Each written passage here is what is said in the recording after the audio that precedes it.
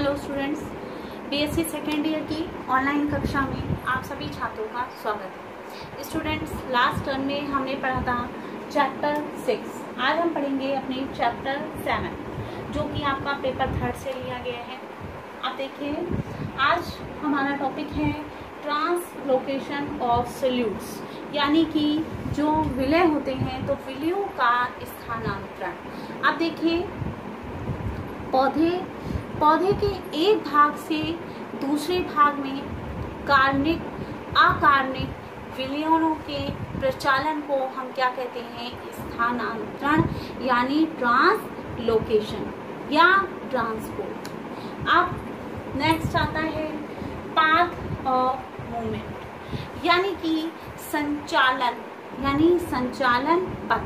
अब देखिए, पौधों में दो मुख्य स्थानांतरण ऊतक होते हैं, जैसे कि जाइलम और दूसरा होता है फ्लोएम। और ये दोनों ऊतक जो होते हैं वो आकार की और क्रियात्मक दोनों रूप से भिन्न होते हैं। और जाइलम वेसल का जो अध्ययन होता है वो माइक्रोस्कोपों की सहायता से ही संभव होता है। और लंबे समय से यह ज्ञात है कि जब ये परिपक्व हो जाते हैं तो मर जाते हैं, और इनमें क्या होता है, जो इनमें सेल्स होती हैं वो कैसी होती हैं? दीवार रह जाती है। अब संचालन की बात हमने कर ली। अब हम कंपैरिजन अगर देखें किसमें, जाइलम वेसल्स में और फ्लोएम, तो इसकी तुलना कैसे हम कर सकते हैं? अगर हम इसको शरीर संरचनात्मक तुलनाओं की दृष्टि से देखें तो वेसल्स और ट्यूबर में क्या अंतर होता है? तो वेसल्स जो होती हैं वो कैसी होती हैं? खुली होती हैं। और ये कैसी होती हैं? बीज प्लेटों होती हैं। इसमें वेसल्स कैसी होती हैं? पीढ़ी होती है। और उसमें कैसी होती हैं? सक्रिय होती है।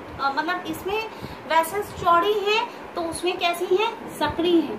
अगर हम क्रियात्मक दृष्टि से देखें, यानी आकार की दृष्टि से हमने देख लिया, अब हम क्रियात्मक दृष्टि से देखें तो ये आप कह लीजिए कि सांद्रता जो इसमें होती है वो निम्न होती है, और उसमें कैसी होती है? उसमें उच्च सांद्रता होती है। तो ये कंपैरिजन होता है किसमें? जाइलम वेसल्स और फ्लोएम सीव ट्यूब्स में। तो देखिए, हमारा जो चैप्टर था वो था translocation of solute. Translocation of solutes में सबसे पहले हमने ट्रांसलोकेशन को जाना कि ट्रांसलोकेशन होता क्या है।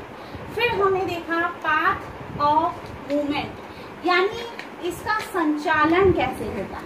आप देखिए, फिर हमने कंपैरिजन की बात करी, यानी तुलना होती है किसमें? जाइलम वेसल्स में और फ्लोएम। स्टूडेंट्स, अब नेक्स्ट इसी में हम देखेंगे किसके? मैकेनिज्म के बारे में, यानी इसकी जो कार्य विधि होती है वो कार्य विधि किस प्रकार से होती है। तो देखिए, जो इसकी कार्य विधि है यानी मैकेनिज्म है, तो वो मैकेनिज्म हम 3 प्रकार से समझ सकते हैं। वो 3 प्रकार क्या है? पहला तो है प्रोटोप्लाज्मिक स्ट्रीमिंग, दूसरा है ट्रांससेलुलर और तीसरा है प्रेशर। आप देखिए, सबसे पहले हम आते हैं प्रोटोप्लाज्मिक। तो ये जो सिद्धांत था किसने दिया? डी ब्रीस ने। और समर्थन किसने किया? कार्टेक्स ने इसका समर्थन किया। और इस सिद्धांत के अनुसार क्या होता है कि जो विलय है तो विलयन का संचालन विसरण और साइटोप्लाज्मिक प्रवाहन के संयुक्त बल के द्वारा होता है। अब नेक्स्ट हमारा जो था वो कौन सा था? वो था हमारा ट्रांससेलुलर। ट्रांससेलुलर में क्या होता है कि जो साइंटिस्ट थे, कौन से? थाने, तो उन्होंने क्या बताया कि जो साइटोप्लाज्मी है तो साइटोप्लाज्मी प्रवहन सिद्धांत में संशोधन प्रस्तावित किया। और उन्होंने सीव ट्यूब में पराकोश की धागे यानी स्ट्रैंड को देखा, और स्ट्रैंड देखने के बाद जिनमें कण होते हैं यानी पार्टिकल्स होते हैं, तो ये धागे ऊपर नीचे कैसे करते हैं, गति करते हैं। और ये पराकोश की धागे में क्या होता है, प्रोटीन होती है। तो ये हमारा कौन सा सिद्धांत था, ये हमारा सिद्धांत था ट्रांससेलुलर।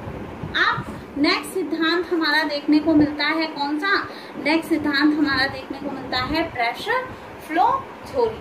अब प्रेशर फ्लो थ्योरी सिद्धांत क्या था कि ये सिद्धांत किसने दिया, मुंच ने दिया। और मुंच ने कहा कि जो प्रासरणी क्रियाविधि होती है वो फ्लोएम में कार्बनिक पदार्थों की अधोगामी गति का नियंत्रण करती है। और जो प्रकाश संश्लेषण है, तो प्रकाश संश्लेषण के समय जो मेसोफिल सेल्स होती है वो कोशिका रस सांद्रता पर उच्च बनी रहती है। तो ये हमारे तीनों क्या थे, मैकेनिज्म थे किसके, ट्रांसलोकेशन ऑफ सेल्यूल्स के।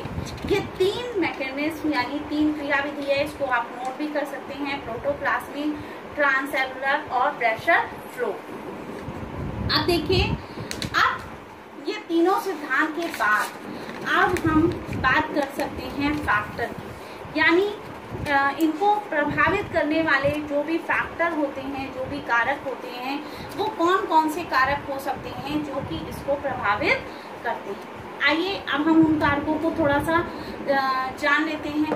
देखिए, सबसे पहले हम अगर कारक में बात करें तो सबसे पहले हमारा कारक होता है टेम्परेचर, फिर होता है लाइट, ऑक्सीजन, आर्द्रता, उपापचय नियंत्रण। तो सबसे पहले अगर हम टेम्परेचर देखें तो क्या होता है कि पत्ती के बाहर स्थानांतरण तापमान के प्रति कैसा होता है, अति संवेदी होता है। और हम ये भी कह सकते हैं कि 25 से 35 डिग्री तक शीर्ष प्रदर्शित करता है।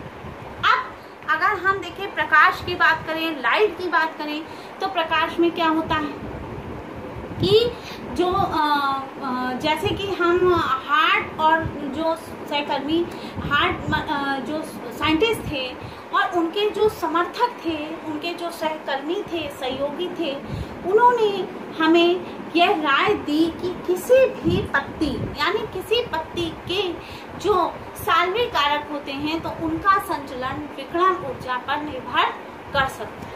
ऑक्सीजन की उपस्थिति विलय स्थानांतरण प्रक्रिया के लिए विशेषकर क्या होती है, अनिवार्य होती है। आर्द्रता यानी पादप वृद्धि और विलय का स्थानांतरण दोनों पौधों के आर्द्रता प्रतिबल द्वारा प्रभावित होता है। स्थानांतरण में हम ये कह सकते हैं भारण और हम कह सकते हैं अभारण चरण जो होते हैं, उन चरणों के लिए ऊर्जा की आवश्यकता होती है। तो ये सारे हमारे क्या हैं, फैक्टर हैं, किसके, ट्रांसलोकेशन के। तो आज का जो हमारा जो चैप्टर था वो था ट्रांसलोकेशन। आई होप ये चैप्टर आप सबको समझ में आया होगा। अब इसके आगे हम अपना कल नेक्स्ट चैप्टर डिस्कस करेंगे। Thank you.